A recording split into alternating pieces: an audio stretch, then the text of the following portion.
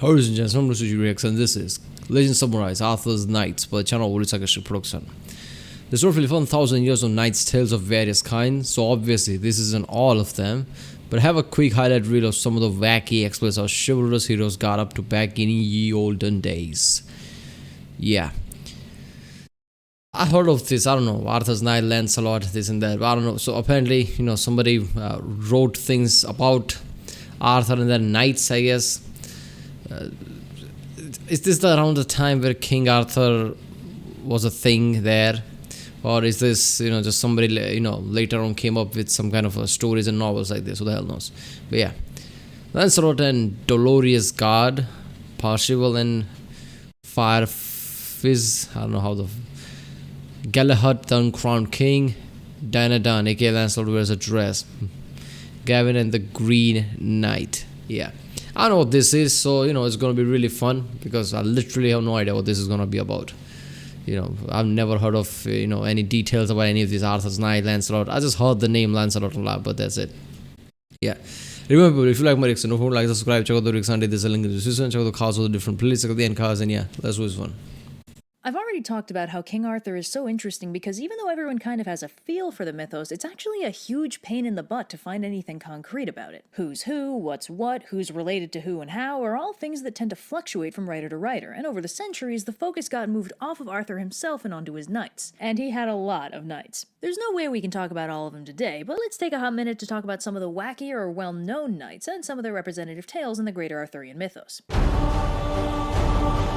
So very early in Lancelot's personal character arc, when he's but a young knight still going freelance with no idea of his true parentage or even his name, he accidentally stumbles into a D&D module when he finds himself in a small town under the rule of the nearby castle of villainy known simply as Dolorous Guard. As he is helpfully informed by a convenient damsel in distress, Dolorous Guard used to be known as Joyous Guard back when it wasn't a castle of villainy, but it is now under the evil rule of Lord Brandon, who, despite having a name more fitting of the villain in an 80s sports comedy, is apparently a force to be reckoned with. Further upping the intimidation factor, Dolorous Guard is enchanted so that any knight trying to gain entry must first fight and defeat 20 knights single-handedly. However, the damsel in distress reveals herself to actually belong to the court of Lancelot's foster mother, the Lady of the Lake, and informs him that she was planted there to aid him in gaining entry to Dolorous Guard and freeing the castle and the town from its dolorousness. To aid him in his quest, the damsel gives him several enchanted shields that multiply his strength when used, and Lancelot uses them to defeat the 20 knights guarding the guard. Instead of squaring up for a boss fight, Brandon suddenly remembers an urgent sports movie he has to be in and flees the castle, briefly tries and fails to assassinate Arthur, and overall makes a fool of himself. Lancelot, meanwhile, discovers that the previous knights who had tried to free Dolorous Guard, who up until this point had been thought dead, were actually imprisoned in the Dolorous dungeons instead. So Lancelot briefly dips out on a side quest to break the enchantment on the castle, then liberates the imprisoned knights, claims lordship of the castle. I don't know why I'm imagining Lancelot just walking past this castle and that lady suddenly starts to talk about the castle and he's like, yeah, okay, but what does this have to do with me? Here's all the weapons and all the equipment that you need to defeat them. I'm like, what the fuck, where'd that come from? I'm not defeating anybody. Go to your, glorious journey. Like, god damn it.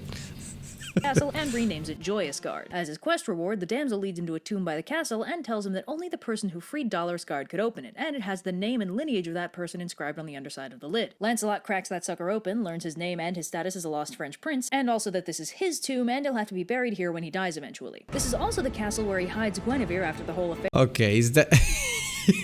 This is just ridiculous. He's like, open it. Oh, okay, this is my tomb. I'm gonna be, when I die, I'm gonna be buried here. That is so grim, right?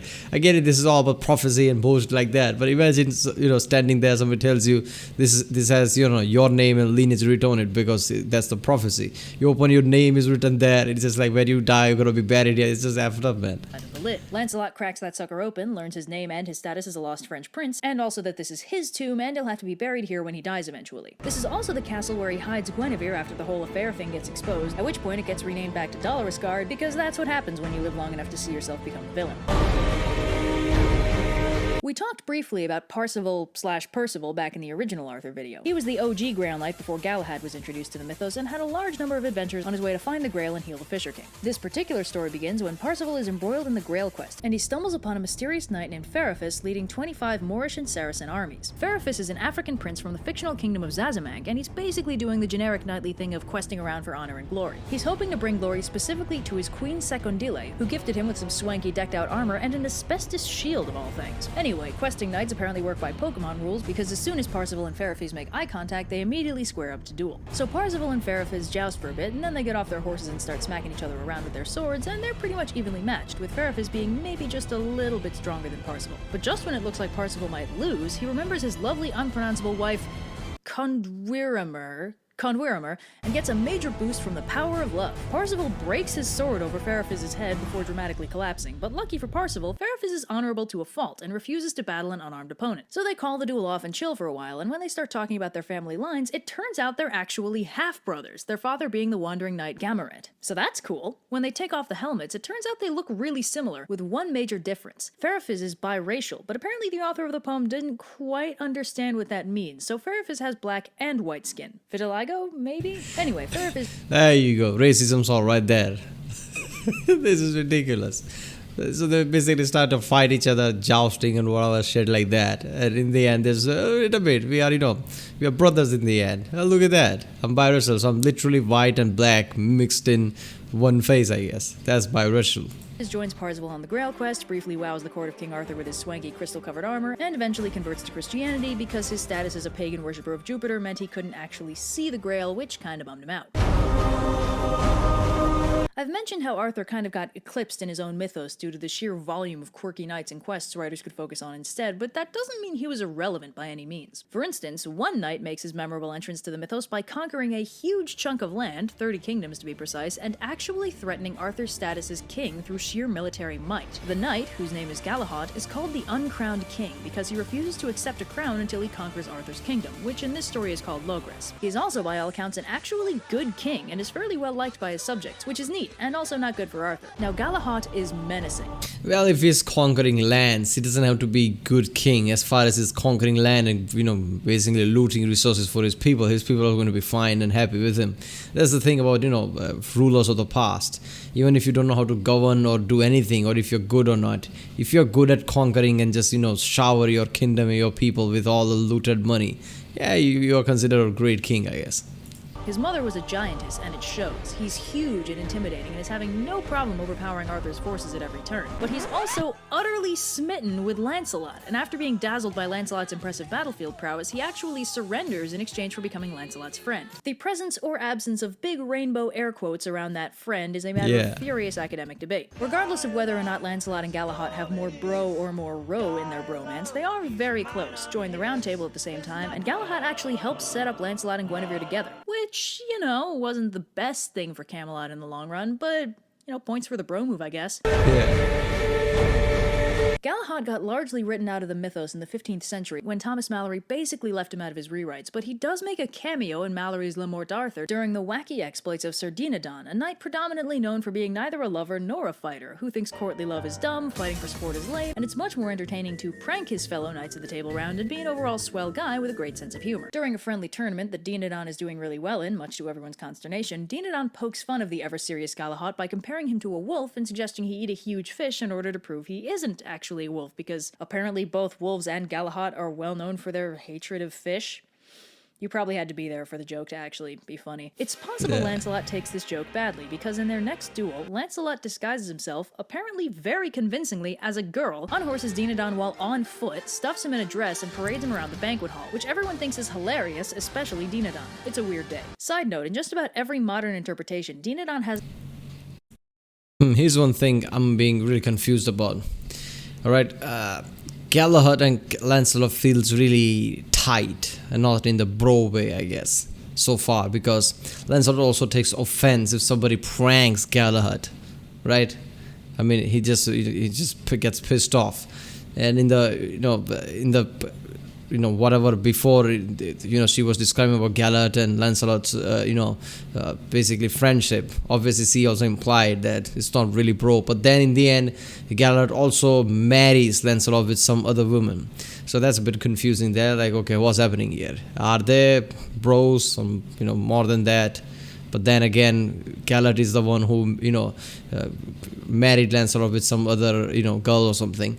But now in here again, Lancelot is flipping out over somebody pranked Galahad. Has at least one really funny line, which is a testament to how well his comic character has held up over the centuries. You probably walked across the channel.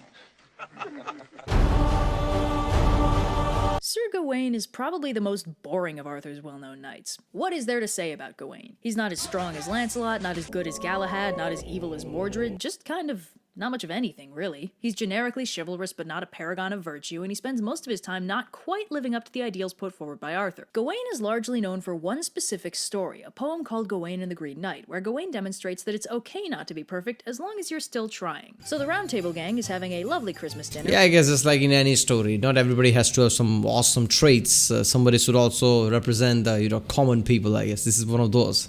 Whenever this 4 or 5 man band team is happening where everybody has their backstories, everybody's unique in a way, there's also a guy who's just common, not so much unique, but who just, I guess, represent, common people of the world, whose story doesn't revolve around too much, really,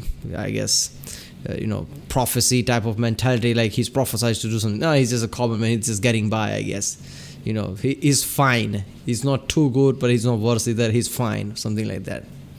When it is abruptly crashed by a large knight colored all green. He's holding a holly bough and a huge axe, and he has a fun little game he'd like to propose. Basically, anyone who wants to gets to hit him with the fancy axe, and in a year's time, he'll be able to hit them back with it in the same way. Also, they get to keep the axe, and it is a nice axe. But despite the appeal of free weaponry, nobody seems too enthused at the prospect of maybe getting hit by it. In the absence of any volunteers, King I'm getting too old for this fairy nonsense Arthur steps forward. But Gawain heroically volunteers, with the reasoning that if anything goes wrong, he's significantly more disposable than Arthur. Points for self-awareness. Anyway, Gawain takes the axe and knocks the Green Knight's head clean off, at which point the Green Knight picks up his head and his axe, gives a cheery see you next year, and dips out. So 1 year later, Gawain heads off to find Gawain like, no more king, I'm expendable.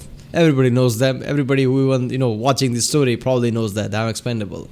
This is best if I step forward the Green Chapel and get his head cut off. On his way, he finds this random castle ruled by this dude Bertilac and his lovely wife, who offer to let him stay with them for a few days before he gets his head cut off. Bertilac even proposes a fun game they can do in the meantime. Basically, Bertilac will go out and hunt, and at the end of the day, he'll come back and give Gawain whatever he gets, and in exchange, Gawain will give Bertilac anything he gets that day. The wager doesn't make much sense until Bertilac heads out to hunt one morning and his wife immediately starts putting the moves on Gawain. So Gawain is between a bit of a rock and a hard place dealing with this. On the one hand, she's married, so he's definitely not going to sleep with her because that would be wrong, Lancelot. On the other hand, the rules of chivalry mean he's not allowed to insult her by completely turning her down. So as a compromise, Gawain accepts a single kiss from her, which he transfers to Bertilac that evening. The following day plays out about the same, only this time Gawain winds up with 2 kisses. The last day he ends up with 3 kisses, but Bertilac's wife also insists that he take her girdle, which she claims will make him immune to all injury. Since he's due to get his head cut off the next day, he decides this is a good thing to hold on to, and only gives Bertilac the kisses he got, not the belt. The next day he takes his leave and heads off to the Green Chapel. He finds the Green Knight waiting for him, who's impressed he showed up at all, and swings the axe, but stops when Gawain flinches and makes fun of him for it. Swings again, and Gawain doesn't flinch, but the knight doesn't hit him because he's just testing his nerve. Finally, he swings for real, and gives Gawain the tiniest little cut on the back of his neck. Ah, bummer, looks like he couldn't swing right. Good game though. If you're as confused as Gawain is, the Green Knight reveals that he and Bertilac are the same, and this whole thing was a ploy by Morgan Le Fay, who had hoped that the initial party crashing would make Guinevere die of shock. The rest of the story was basically the Green Knight testing Gawain's nobility, and even though Gawain is ashamed of himself for hiding the girdle and flinching at the strike, the Green Knight tells him not to be, and that he doesn't lose any points for being human. They part on good terms, and Gawain returns home, secure in the knowledge that he isn't perfect, but he's... Alright, this is confusing so far. Someone called Morgan or something orchestrated all this shit just so this guy Gawain or whatever dies by shock or something because of all this that happened. But if the person just wanted Gawain dead, why not just go with the whole story that person orchestrated, like hitting him with an axe? I mean, that was a story, right? Like, Gawain would hit the Green Knight or whatever with the axe, and then a year later he can hit him back. So if whatever person wanted Gawain dead, they could have just went with the whole thing of hitting him with the axe, right? I'm getting confused here because obviously I don't know about Arthur's knights and King Arthur or anything details about that. So this is confusing me. I don't even know who this Morgan person is, but yeah, that was confusing. Trying, and that's what really counts. Also, he kinda goes off on a rage-fueled vendetta after Lancelot kills his brothers while escaping with Guinevere, then he drags Arthur into a war with Lancelot, leaving the throne abandoned for Mordred to seize control, gets fatally wounded, and forgives Lancelot on his deathbed while begging him to return and help overthrow Mordred. So maybe the moral of Gawain's life is that you don't have to be perfect, but try not to screw up quite so spectacularly. Damn, okay. So I guess that was just the moral of the story, like you don't have to be perfect or something, you know. You can have the human flaws or whatever. That's it. But then later on, obviously, he fucks up a lot out of rage, you know, overthrows, Lancelot or whatever. Lancelot and King Arthur goes to battle. Mordred or whatever takes the throne. And when, Gawain is about to die, he forgives the Lancelot and tells him to take back the throne again, which he was the reason why he took the throne in the first place, because of all his rage and everything. But, his brothers died, so he wasn't really wrong to, give rage there. I guess the point of Gawain is that he's very human. Is that it? All the thing he does is very human. He has very human-like flaws. So whatever I thought about his character in the start was right. Like he represents the common people or something. He's just common. He's not too good. He's not worse. He's just common. Yeah. Well, people, that was Legend Summon as Arthur's Knight. It was confusing to me because obviously lots of things I didn't get, but overall the point of all the stories I kind of understand. So yeah. Right, people, if you like my reaction, do like, subscribe, check out the Rick Sunday, this is a link in the description, check out the Cosmo playlist, check out the end cards, and I'll see you next time.